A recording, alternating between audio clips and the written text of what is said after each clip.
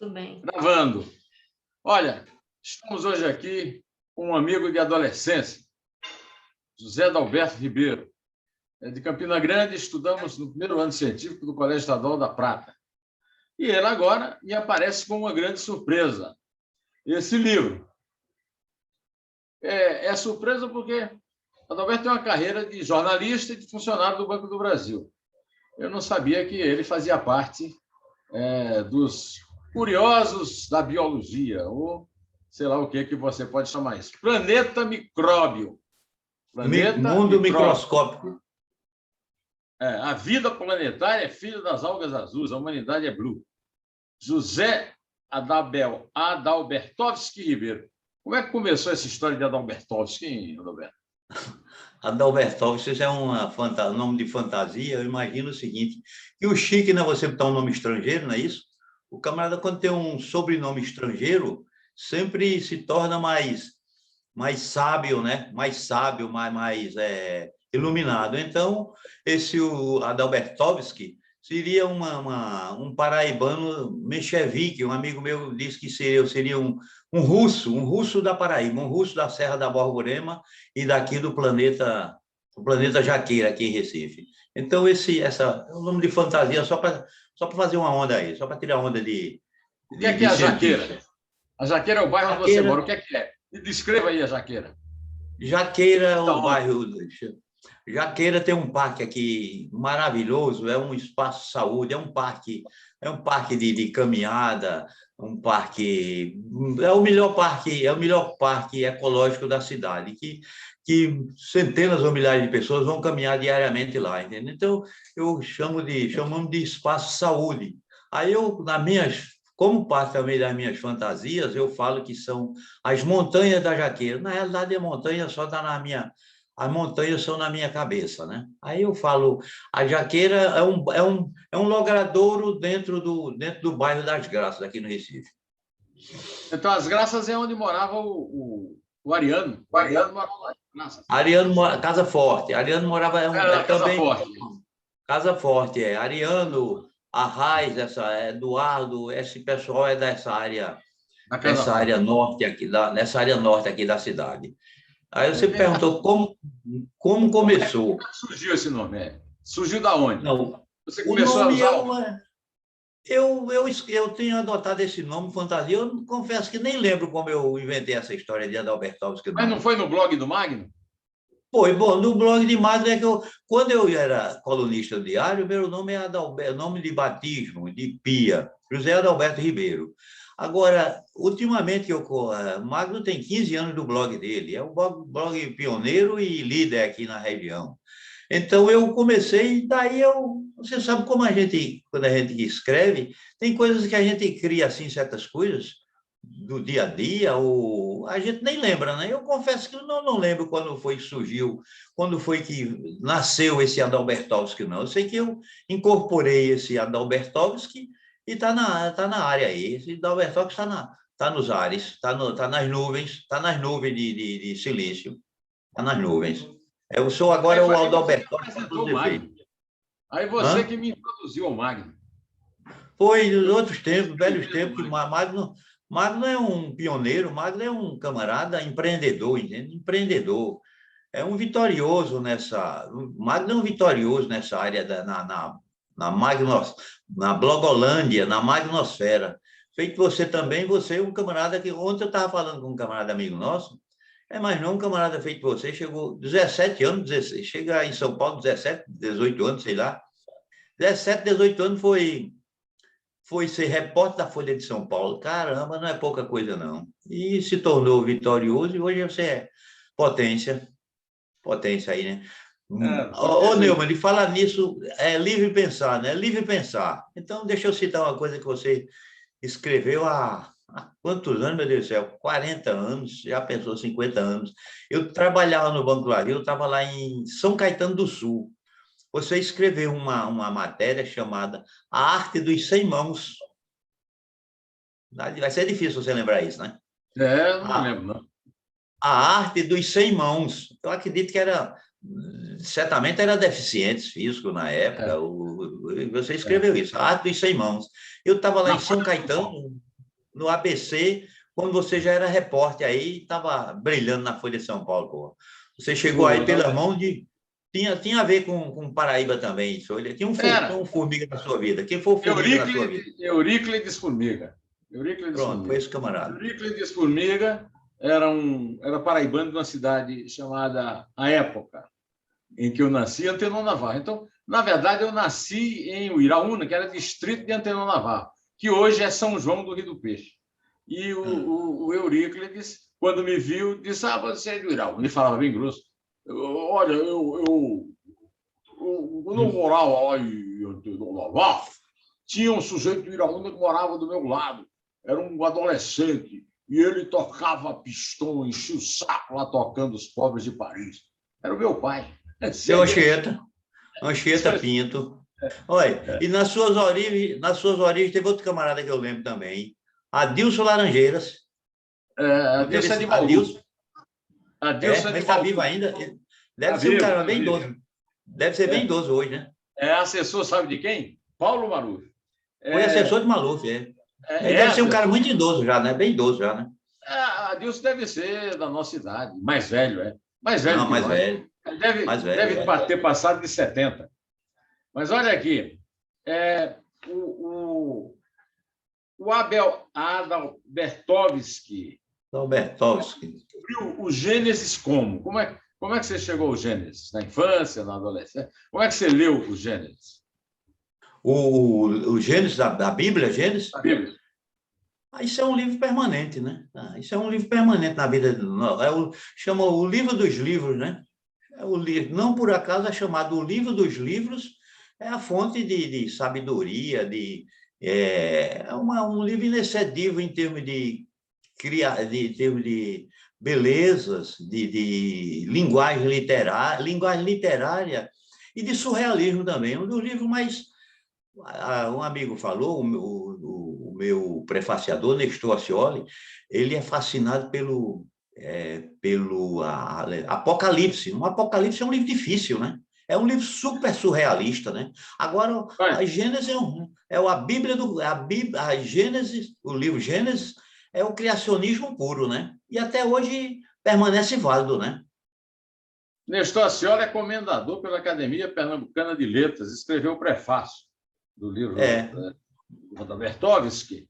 E eu quero dizer que o Nestor Ascioli e eu temos em comum a paixão por um texto literário que eu considero, talvez, sei lá, um dos 5 maiores textos literários de todos os tempos, que foi escrito por um sujeito chamado João Evangelista. É o Apocalipse. João Evangelista era o nome do pai do meu pai. O pai do meu pai chamava João Evangelista Moreira Pinto. E eu não sei se foi uma herança, não sei o que foi, é que eu tenho uma paixão grande, tanto pelo Evangelho do João, né, que conversa com a frase mais famosa de todos os tempos: no princípio era o Verbo, né, e o Verbo se fez carne e habitou entre nós. Né? E habitou entre nós, Isso é o criacionismo puro, né? E o Apocalipse, que é uma obra de surrealismo, né? É o grande pioneiro de André Breton, né? E dos grandes surrealistas, Salvador Dalí, Luiz Buñuel. O Apocalipse é um livro que eu sempre estou lendo e estou citando, porque é um texto magnífico. Mas vamos voltar ao Gênesis, que é um texto, é o primeiro texto da Bíblia, e é o texto, vamos dizer, é o grande inspirador do criacionismo. E você criacionismo. Então, você foi criacionista desde a origem. Quem botou pela primeira vez uma Bíblia na sua mão? Não lembro. Eu confesso também que eu não lembro. A Bíblia, como digo, é um livro permanente, mas o meu conceito de criacionismo, eu direi o seguinte: Deus é atômico, né? Deus é atômico, é celular, é molecular. No princípio era o verbo. Quando ele diz o princípio era o verbo, aí no princípio havia o quê? Os átomos de hidrogênio. Átomos, não havia oxigênio no início da Terra. A teoria do Big Bang. Então, o princípio era o quê? O princípio era o átomo. Era amônia, H2, aliás, nem H2O existia. A água, a Terra, era um forno imenso, e esse forno, os raios ultravioletas, os raios tempestade, os raios é que geraram essa reação química, e da reação química formou a água, formou oxigênio, a Terra começou a respirar. A Terra, no início da vida, não respirava. Ela começou a respirar, o oxigênio veio depois. O oxigênio veio depois. Depois vieram as algas azuis, são os chamados coacervados. Os coacervados é que deram origem à vida, né? A forma mais primitiva de vida são os coacervados, né? As algas. Ô, Adalberto, e aí é o seguinte, quer dizer que no seu criacionismo, que nós podemos chamar de neocriacionismo, porque você não propõe a briga do Gênesis com o Big Bang, é isso? Você continua também apostando no acaso do Big Bang, quer dizer, o sopro divino e o acaso. É uma espécie de associação desses dois elementos, é isso? Daí porque o Gênesis não teria como entrar falar em moléculas, falar em átomos, mas fala aqui o seguinte: a Terra era um vazio, não é o nada, era um vazio. Então, Deus criou o firmamento e viu que era bom. Deus criou as espécies para gerar frutos segundo a sua espécie. Veja o que é o criacionismo. Para gerar frutos segundo a sua espécie. Então, pode parecer óbvio e banal, mas o pé de manga dá manga. O pé de manga nunca vai dar caju, nem nunca vai dar laranja, segundo a sua espécie. Isso não pode ser aleatório, isso não pode ser aleatório na criação, na fonte de vida. A ave voa. Por que a ave voa? Parece banal, não tem nada de banal, não. Qual é o princípio ativo que faz uma ave voar? Que faz um mosquito voar? Tem um princípio ativo aí. Deus aí diz assim: criou os animais selváticos, os que rastejam, as ervas para alimentar. Daí é que a Bíblia, o Gênesis, eu não sou religioso, não, eu sou espiritualista. Se é para acreditar num Deus, eu diria o Deus de Spinoza, né? Deus de Spinoza, que está nas montanhas, né? Está nas montanhas, está no olhar das pessoas, está no olhar da criatura, está no gesto, está no amor, está nos sentimentos.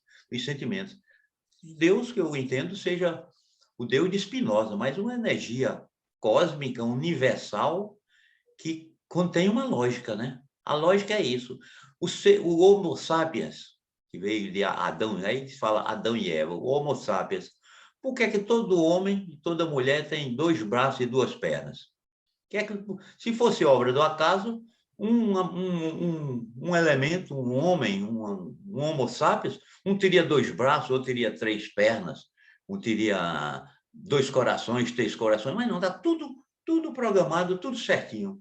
Um coração, 2 braços, 2 pernas. Então, tudo isso é uma... Não existe aquela expressão também, diz que é o arquiteto do universo, né? Uma expressão, uma metáfora, mas o arquiteto do universo. Agora, no meu conceito, o Deus, que seria o Deus de Spinoza, é uma grandeza cósmica universal, e até, digamos, incognoscível, inexplicável. Não dá para a mente humana, essa cabecinha da gente, penetrar no universo penetrar das galáxias, das estrelas, não dá para decifrar isso, não. É uma grandeza incognoscível.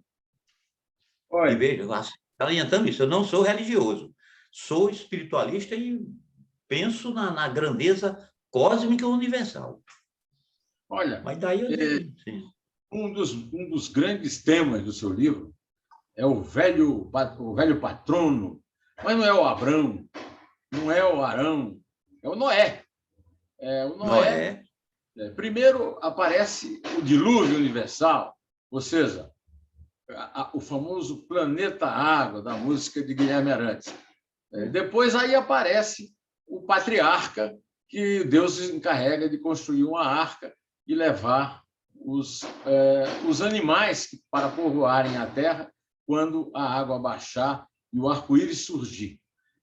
Por que é que qual é assim, a grande causa de você ter escolhido o Noé e não o Abrão, e não o José, nenhuma outra personagem bíblica como grande condutor, né, da sua narrativa?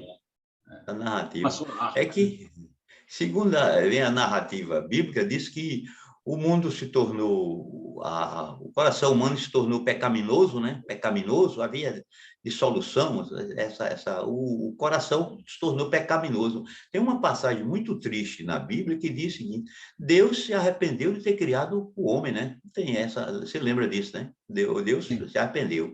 Então ele disse: eu vou zerar tudo, vou zerar isso aí. Mas Adão era amado por Deus, era bom e amado. Ele escolheu Adão, Deus, desculpa aí o erro. Escolheu Noé. Noé, você vai construir, tem uma missão para você. Você vai construir uma arca, vai colocar um casal de animais, Aí tem até o seguinte: tinha os animais no conceito, os animais puros e os animais impuros. 7 pares, 5 pares de cada coisa. Você vai escolher, vai pôr a sua arca, que é uma metáfora também, né?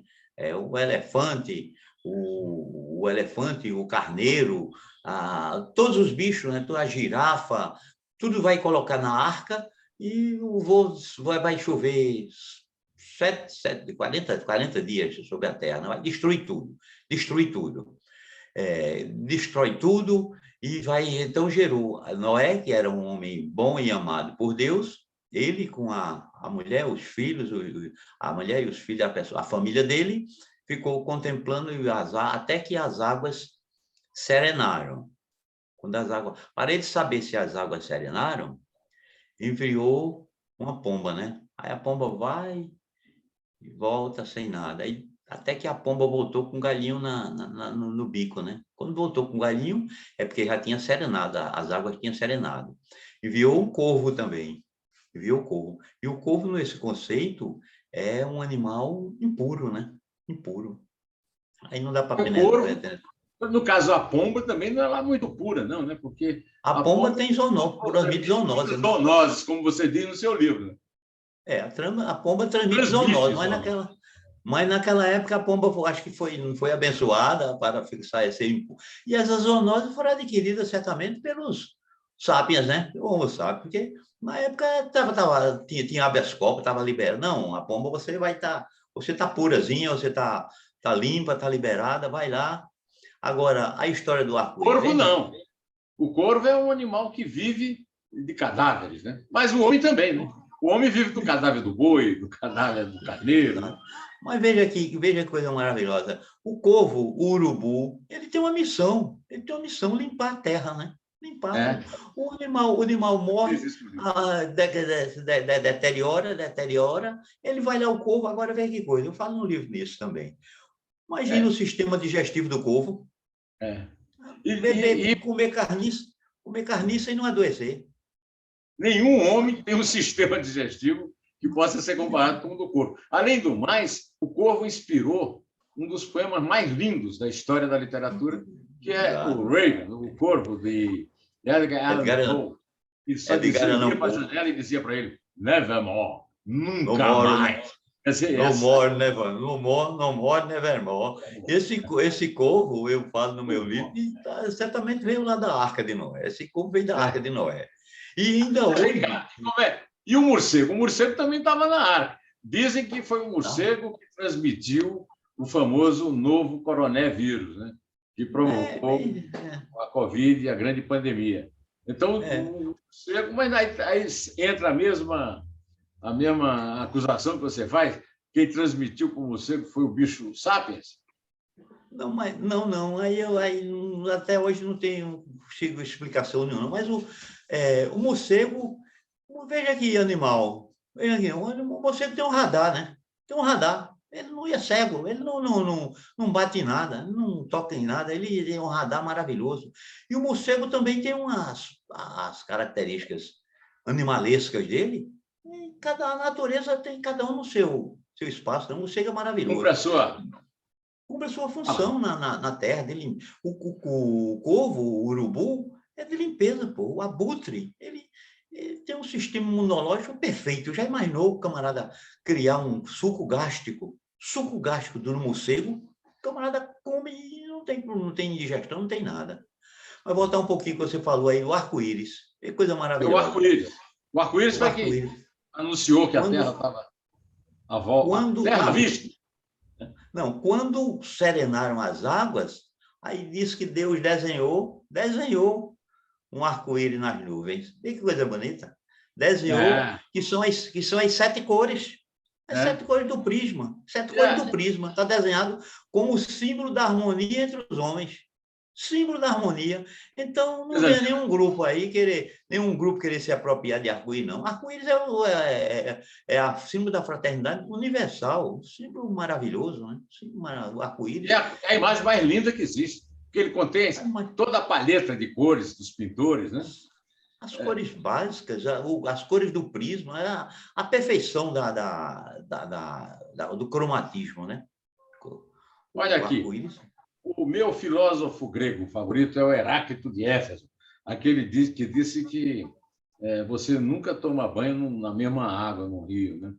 Ele é pré-socrático. E eu sou fã do peripatético, né? Dos passeios de Sócrates, que produziam aquelas conversas filosóficas maravilhosas, da origem da filosofia. Mas você escolheu, e é muito interessante, porque agora está na moda, né? O que você escolheu. Você escolheu como um ponto capital no seu livro, Planeta Micróbio, que é publicado pela Bagaço, do Recife. Não é o primeiro livro da Bagaço que está na minha estante. Tem um livro do Frederico Pernambucano sobre a estética do cangaço. O primeiro livro que eu comprei do grande poeta Alberto Apanha Mello. E agora acrescenta aqui o seu livro, né? Pois bem, mas no seu Planeta Micróbio, você faz parte daquilo que eu chamo de o pelotão do mito da caverna, do discípulo de Sócrates, o Platão, né? Por que que o mito da caverna entrou no Planeta Micróbio, seu livro? É a questão do conhecimento, né? A alegoria da caverna também a alegoria é uma coisa extraordinária, né? Ali, a alegoria da caverna, ele vai naquela simbologia do que são as sombras, a sombra, a luz, o conhecimento, a libertação. Diz que a humanidade vive presa numa caverna. Então, o camarada está lá vendo um paredão que as figuras projetadas não são as figuras, não é a realidade que é projetada. É uma criação a partir a caverna, as luzes projetam uma apropriação da realidade. E o camarada se torna prisioneiro lá dentro, se torna prisioneiro. Quando um camarada conseguiu se libertar das sombras, da escuridão da caverna, e saiu na caverna, foi lá fora, ele foi ofuscado pela luz e talvez cegou, né?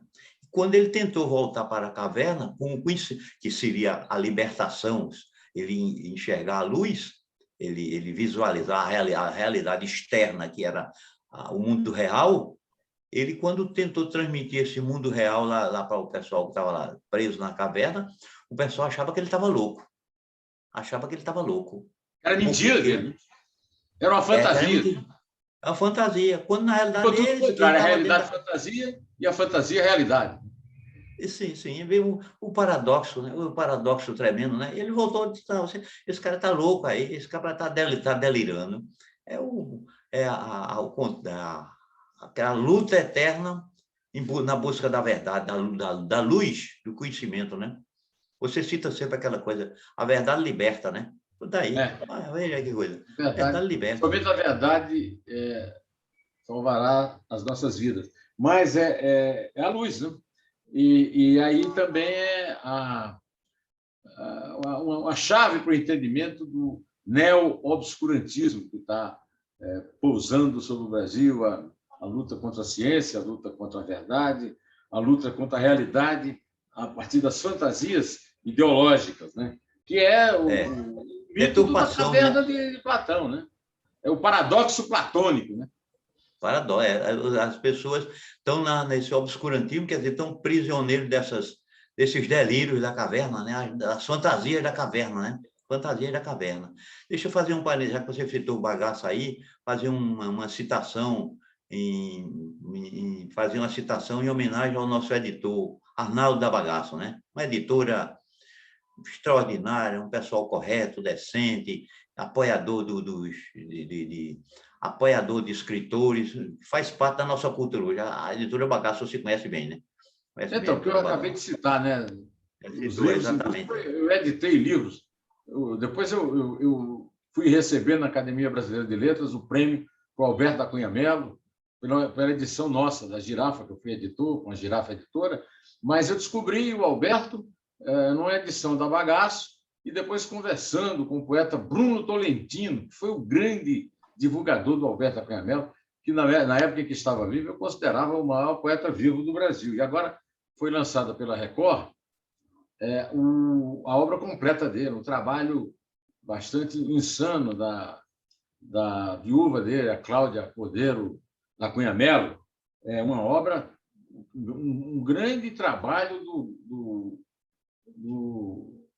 do neto do Andreasa, o Carlos Andreasa, que teve um trabalho magnífico lá na Record, né? Mas, olha, então, o novo coronavírus, né, veio assolar a humanidade. E está aí com cara de quem não vai sair tão fácil. Aí eu me lembrei, sabe de quê? Que o novo coronavírus pode ser que tenha inspirado a você aquela conversa na caverna do Platão entre o micróbio e o Homo sapiens, né? E o micróbio, como é que o micróbio falou? Olha, esse mundo é pequeno demais para nós dois, né? Eu cheguei primeiro.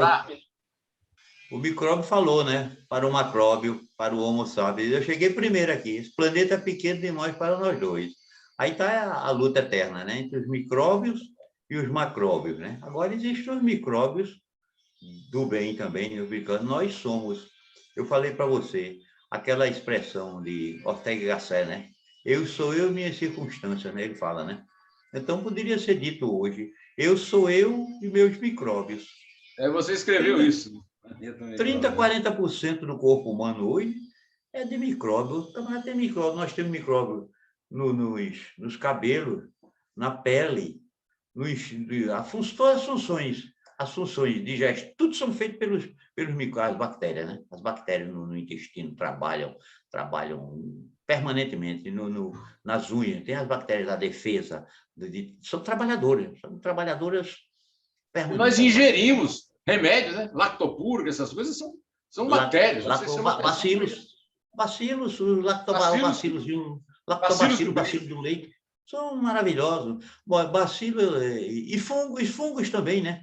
Existem os fungos que fazem as cervejas, fazem medicamentos, fazem fungo seguinte. Fungo, eu disse também, aí não falei. Fungo, não sendo de unha, nem sendo de unha, nem de hospital, fungo money, fungo é dinheiro, fungo está presente. Então, o mundo o planeta todo está povoado nas árvores, né? Nas aves, todo ser vivente, não só ser vivente, no solo também, as bactérias estão lá presentes, né? Estão presentes. Quer dizer, você tá revendo a história, inclusive, dos dinossauros. Né? Na verdade, no planeta dos dinossauros, antes da grande explosão que matou todos os dinossauros, né? Quem mandava já eram os bacilos, né? Os micróbios, as bactérias, não é isso? Quer dizer, eu cheguei aqui primeiro. O Homo sapiens não era nem plano de Deus ainda, né? Não era. Há 60 milhões de anos que veio o meteoro gigante lá e tal, pá, exterminou, incendiou as florestas, os oceanos, incendiou tudo. Os dinossauros morreram, mas os vírus ficaram lá, pequenininho, microscópio, ninguém não deu para sobreviver. Os vírus e as bactérias sobreviveram e os dinossauros morreram. Aí, bom, mas a luta eterna, os vírus disse, eu cheguei primeiro, estamos aqui. Continua. E chegou mesmo, né? Chegou. Olha, O Gagarin, quando subiu, né, ao espaço, furando os americanos, né, o russo Yuri Gagarin, ele disse: a Terra é azul. E agora você agora traduziu aqui: a humanidade é blue. Por que a humanidade é blue? Porque é filha porque é filha das algas azuis? Porque havia as algas azuis, né? Os chamados coacervados. Olha, o Neumann, eu vou aproveitar aqui que, de início, eu tive contato com um intelectual de Pernambuco, uma figura extraordinária, Alvacir Raposo. Alvacir Raposo é um oftalmologista, um intelectual, poeta, e ele que me falou inicialmente dessa questão dos coacervados. Coacervados. Então, as algas, existem algas de várias cores, mas as algas azuis é que deram origem às formas primitivas de vida, né? Forma primitiva, que aí é impossível se nomear.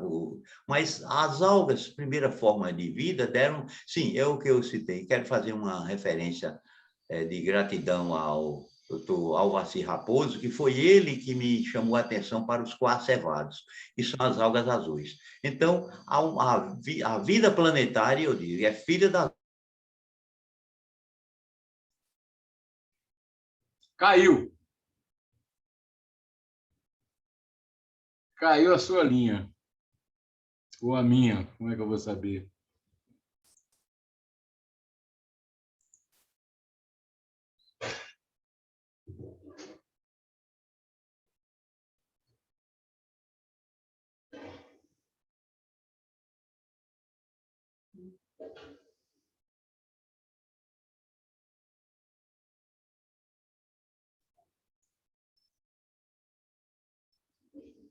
Ele está ouvindo você. Está ouvindo? Está ouvindo? Sim, vamos lá, pode continuar. Continue o que Sim. você estava falando. Eu estava falando, você perguntou essa expressão da humanidade é blue. Bem, vem dos coacervados, que os coacervados das algas azuis, existem outras algas de outras cores também. Agora, uma curiosidade: o oxigênio é azul. O oxigênio é azul. A gente, quando fala no céu azul, que o céu é azul, o oxigênio é que é azul. As algas, via as algas azuis. Daí a origem da vida, aí é que eu cito que a humanidade é blue. Aí eu gostaria de fazer, por uma questão de homenagem, um camarada que me colaborou comigo, que houve um desencontro, ele escreveu um artigo, mas infelizmente não houve um desencontro nosso, que o artigo dele ia ser apresentado no meu livro. Dr. Alvacir Raposo, uma figura extraordinária, um médico, um oftalmologista e um intelectual brilhante. Ele me deu a ideia, me falou nessa questão dos coacervados, das algas azuis. Então, a humanidade é blue, que eu digo nesse sentido. A humanidade é triste, né? É blue, né? É triste. Porque a história da humanidade, desde os tempos primeiros de Adão e Eva, a história da humanidade é triste, né? Você vê, Adão pecou, foi expulso do paraíso, o Caim matou Abel, houve o dilúvio, o mundo se tornou pecaminoso. Na Bíblia fala, o coração humano se tornou pecaminoso, e veio o dilúvio, depois destruíram Sodoma e Gomorra. Acho que 2/3 da história da humanidade, eu chamo a humanidade adâmica, de Adão e Eva. 2/3 são de guerras, escravidão, fome. Terrível, né? A humanidade Aí eu queria te perguntar sobre isso. Eu imagino que esse livro, que não é um livro grosso, tal, mas te deu um trabalho desgraçado. Isso, em nenhum momento você teve que perseverar, você teve vontade de desistir, porque deve ter dado muito trabalho a pesquisa, né? Deu trabalho, sim, deu trabalho, mas eu estou com uma motivação, tanto que eu fui em frente porque eu tinha alguns conceitos já na cabeça, e fui a partir a gente pega o fio da meada, você que é escritor, você sabe, quando a gente pega o fio da meada, a gente vai continuando, e as coisas vão se desdobrando e vão acontecendo, né? Então, sim, a Caverna de Platão, voltando um pouco, diz que em Hollywood criaram lá outra caverna, né? Outras cavernas, porque é uma alegoria universal, né? Esse símbolo, esse paradoxo do conhecimento, da realidade, da obscurantismo, é um paradoxo universal. Olha, em Hollywood tem uma caverna de Platão lá. Eu digo que Platão está lá em Beverly Hills. Platão vai ter direito ao prêmio lá de Beverly Hills, aquela coisa toda, né? Como é que chama aquele prêmio, o grande prêmio de Hollywood? O Oscar vai para quem? O Oscar vai para Platão, porque ele é autor da caverna, né? Que é Matrix, essas coisas todas aí, tudo é uma derivação da caverna de Platão, né? Uma derivação da caverna. Do Bertovsky. Aí é o seguinte, a pandemia, você começou a pesquisar na pandemia ou a pandemia é uma coincidência na sua vida? Quer dizer, você foi uma começou a pesquisar antes? Foi uma coincidência, mas eu quis ir além da pandemia. Agora, você já falou nisso da pandemia, lembra uma coisa, um fator muito importante nessa, a questão da rota lá da China, né? A Rota da China, que é personagem do seu livro. Personagem que lá veio. A Rota da Seda, os vírus, essas danações da humanidade vieram da Rota da Seda, mas também o bicho da seda veio de lá. O bicho da seda é uma coisa maravilhosa, meu Deus. São os teares mais maravilhosos do universo. Mas não as lavazinhas. Eu já vi não vi ao vivo, mas eu vi um filme, um vídeo de uma lava produzindo um tecido. Já imaginou? Um bichinho lá produzindo a seda, o tecido mais maravilhoso da humanidade. A Rota da Seda. E aí transportou também o micróbio, né? Transportou. Da Rota da Seda, né? Não, mas o bicho da seda não transportou, não. Quem transportou foi morcego, tal de pangolim, uns bichos meio esquisitos lá da China. Aí daí a promiscuidade diz que está provado o seguinte: o que transmite zoonoses, doenças, não são os próprios animais, é a promiscuidade entre humano e animais, né? Quando a criação intensiva. Entre animais e animais. Sim, animais racionais, os sapiens e animais, porque as culturas intensivas lá na Ásia, antigamente as culturas nômades, muito pasto, muita extensão de terra. Hoje, os animais confinados gera tudo que é doença. Vai continuar, as doenças vão continuar na humanidade. No futuro, acho que vão gerar um super-homem aí, um camarada à prova de vírus, prova de bactéria, os vírus, esse da família Corona, é especialista na chamada árvore respiratória, né? Vai ter que ter um aparelhozinho lá para a entrada dele no sistema respiratório aniquilar esse bicho. Olha, esse aqui é um dos meus livros favoritos. Foi com esse livro aqui, esse exemplar que eu presente para Isabel, que eu a seduzi. E nós vamos, inclusive, reler agora, né? Albert Camus, ao escrever esse livro, ele fez uma metáfora política, não foi uma profecia, mas terminou profetizando. E agora nós temos aí, já que você é criacionista e é leitor da Bíblia, uma ressurreição das profecias, né? Por exemplo, o Zé Limeira, eu travei contato com o Zé Limeira quando o Otacílio Batista foi cantar com o Denise Vitorino na minha casa, em São Paulo, indo para a Sorbonne, e me apresentou um verso que ele disse que ele tinha feito e que Orlando Tejo, no livro Zé Limeira, o Poeta do Absurdo, tinha atribuído ao Zé Limeira. No ano passado eu morri, mas esse ano eu não morro. Belchior, que almoçava na minha casa todo dia, nessa época, eu morava numa obra, compôs uma música chamada Um Sujeito de Sorte, que acabou de ser transformada, usada como sampler do Emicida, Maju e Pablo Vittar, a respeito da pandemia. Quer dizer, é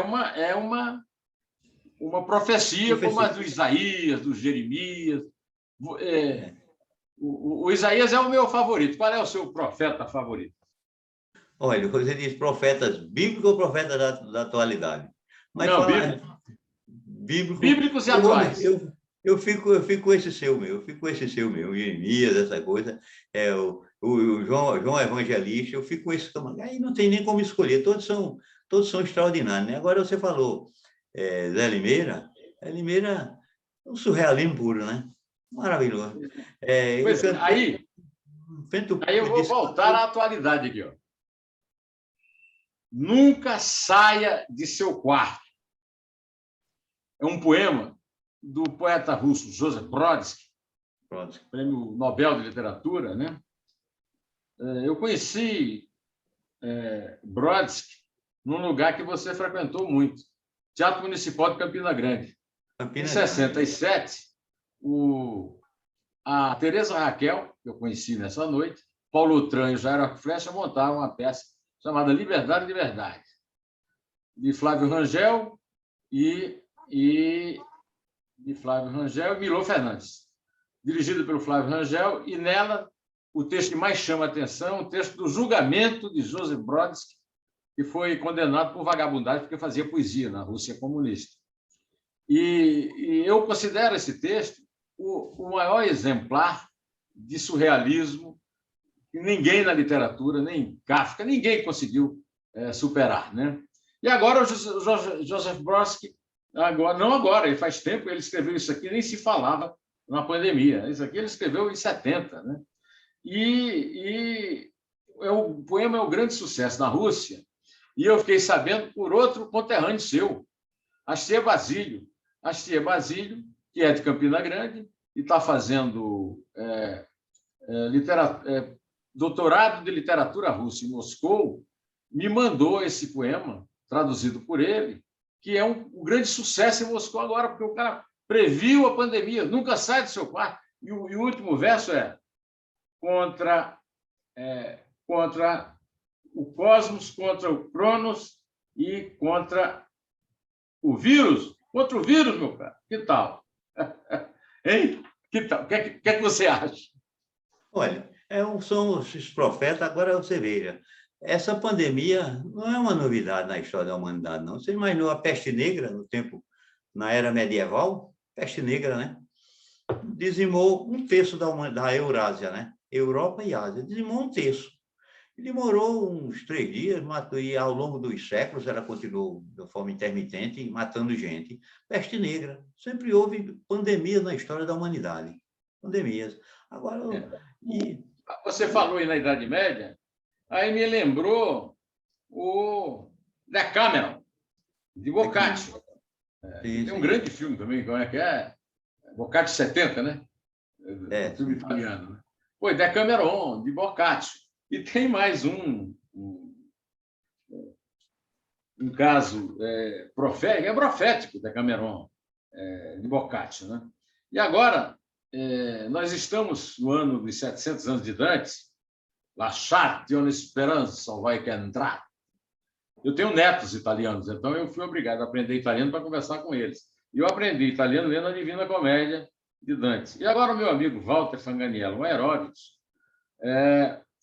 citou o exemplo do juiz Cante Gabrielli, que condenou Dante e seus colegas à fogueira se tentassem retornar a Florença.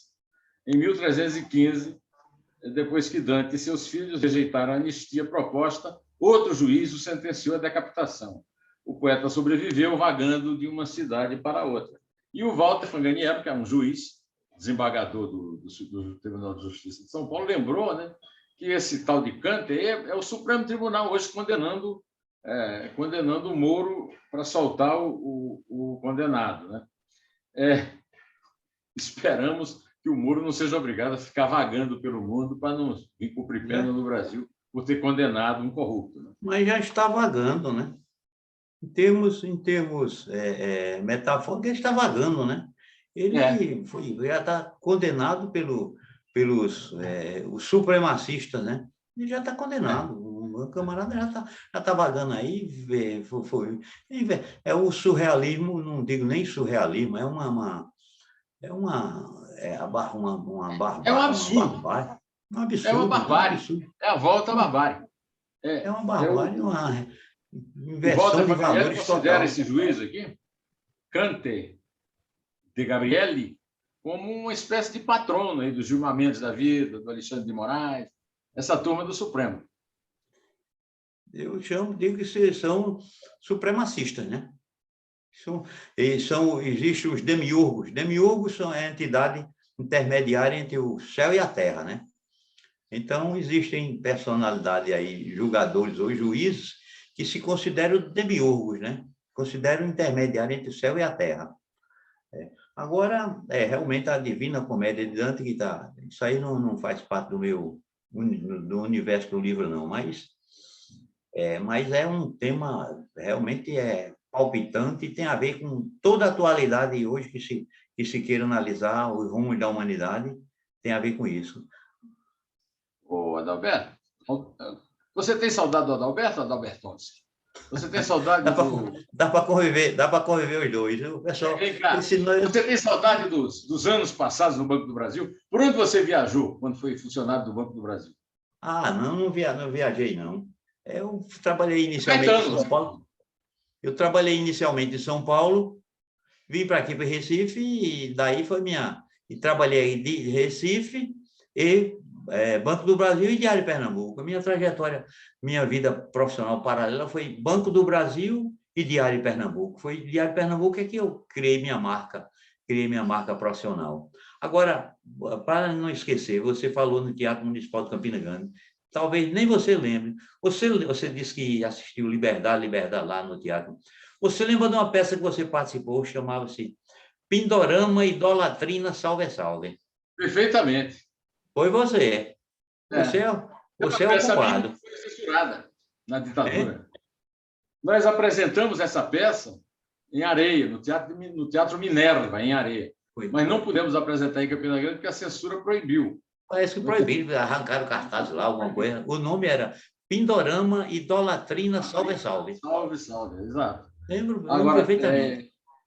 Já que falamos no Teatro Municipal, foi lá que eu vi La Traviata, de Verdi, a minha ópera favorita, que depois eu veria no Teatro Metropolitan Opera, em Nova York, e no Scala, de Milão, onde mora a minha filha Clarice, e eu tenho 3 netos lá, a Estela, a Ana e o Júlio.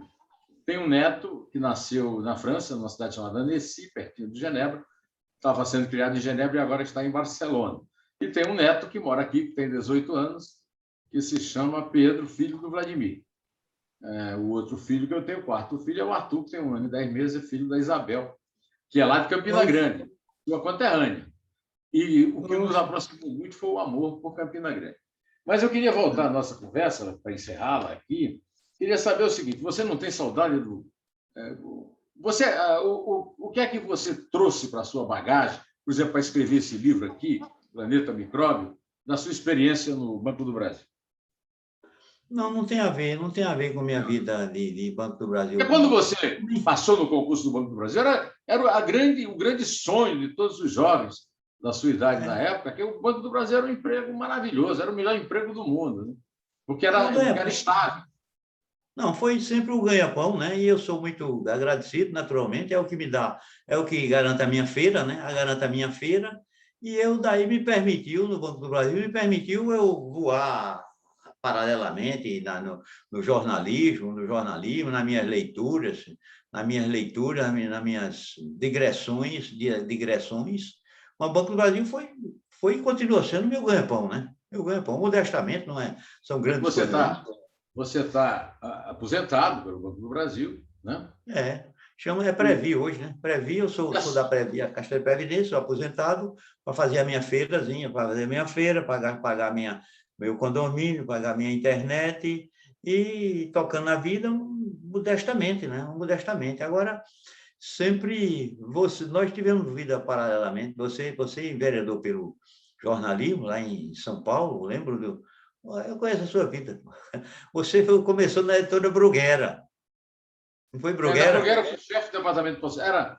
Eu era chefe do reembolso postal, era um burocrata. Mas eu conheci na Bruguera o Pedro Paulo de Sena Madureira, que foi meu sócio na editora Girafa, conheci o Leonardo Frois, o tradutor de Ander de Vulcano, conheci Ivan Junqueira, que foi presidente da Academia Brasileira de Letras, o poeta Álvaro Mendes, grande poeta português, que foi criado no Rio, e Mas depois passei pela Folha de São Paulo, pelo Jornal do Brasil. Antes eu passei no Diário da Baburema. Aliás, eu comecei no jornalismo na Rádio Caturité, Campina Grande. Você escrevia sobre cinema no Diário Baburema. Era cinema. No Diário da Baburema eu fui repórter de polícia e crítico de cinema. Né? Crítico de cinema, né? Você foi o mais importante colunista político de Pernambuco, no jornal que, à época que circulava, era o mais antigo em circulação da América Latina, né? Da América do Sul. Em circulação é a mais antiga, ainda existe, né? Circulação, desde 1825 foi. E eu estive presente no Diário no apogeu do jornalismo impresso. Era o apogeu do jornalismo impresso. Diógenes Brainer, também paraibano, né? Diógenes de Menezes Brainer. Diógenes trabalhou no Diário também, foi quem me levou para o Diário. Agora, o Diário, a minha história no Diário é o seguinte: coincidiu a minha participação no Diário, era o apogeu do jornalismo impresso. A minha coluna, Diário Político, era a mais influente, porque o Diário era fortíssimo, né? Bom, e daí eu deixei minha marca, acredito que deixei minha marca profissional. Deixei minha marca. Assim feito que você foi, mas você é potência, rapaz. Você foi para a Folha de São Paulo, da Folha de São Paulo foi para Estado de São Paulo, Jornal do Brasil, Estado de São Paulo, aí você ganhou o voo nacional da nossa geração de Campina Grande. Eu lembro que você... Eu tenho 52 anos, jornalismo. 32. Você tinha... Eu estava lembrando ontem, com um camarada, que você, em Campina Grande, você se correspondia com esses caras de Rio, São Paulo. Tinha um camarada que era Mário Chame, não era? Esse camarada... Mário Chame. Mário Chame. Meu querido amigo. Até hoje, eu comecei a me corresponder com Nélida Pinhon quando eu tinha 16 anos. 17 anos, né? Eu era presidente do Cineclube Glauber Rocha, em Campina Grande. E a Nélida, até hoje, nós nos correspondemos, nos falamos como se eu fosse um adolescente de 16 anos e ela tivesse a idade dela na época. Me correspondia com Armando Freitas Filho, com o qual eu tive Armando contato. Freitas Filho, lembro desse, que a Poesia Praxis. Havia tal de Poesia Praxis. Poesia Praxis e houve uma tentativa. Fundador da Poesia Praxis. Mas é isso aí. Agora, você escreveu uma biografia do Agamenon Magalhães. Agamenon Magalhães, que foi... Agamenon Magalhães foi um personagem muito influente aqui em Pernambuco. Pega uma edição mais de luxo ali na sala. Foi uma edição, foi o interventor, foi uma figura muito influente aqui em Pernambuco, tempo do Estado Novo, a ditadura do Estado Novo. Ditadura do Estado Novo. Então, eu escrevi essa biografia de Agamenon Magalhães. Agamenon Magalhães foi uma figura brilhante. Morreu com 54 anos, mas ele era do nível do próprio... Olha aqui, essa edição... Essa é a edição que eu tenho. Essa aí é edição maravilhosa capa dura e tal. Dedicada. Capa dura. É a edição do Agamenon Magalhães. Foi uma biografia que eu escrevi e deu boa repercussão. Deu boa repercussão, entende? E agora estou escrevendo mais um livro nessa linha do planeta micróbio. Meu tema é livre, meu norte chama livre pensar. Eu acho que o camarada tem liberdade para escrever o que dá na cabeça. Eu estou falando na água, o vento, essas coisas aí eu não sou cientista, mas eu faço umas viagens eu tenho um capítulo aí para o pessoal, quem queira saber das minhas ideias. Eu estou escrevendo um capítulo desse meu novo livro, são as minhas viagens interplanetárias. Quando eu viajei para Marte, para Saturno, Plutão, aquelas luas de Júpiter, aquela coisa. Agora alguém vai dizer, esse camarada está delirando. Eu estou escrevendo isso de cara limpa, não tem eu falo nas minhas viagens nas luas tem luas de Saturno, os anéis de Saturno. Esse é o próximo livro meu. Estou derivando por aí. Quando tiver completo, eu gostaria de conversar com você novamente sobre essas minhas... Voltaremos a conversar. Viagem interplanetária. A gente pode voltar a conversar aí, de repente... A gente, de repente, pode voltar a conversar sobre esse livro aqui, que eu sugeri que você comprasse. Eu acabo de ler esse livro maravilhoso aqui. Esse livro é também profético sobre a nossa pandemia. Olha, mas nós tivemos aqui...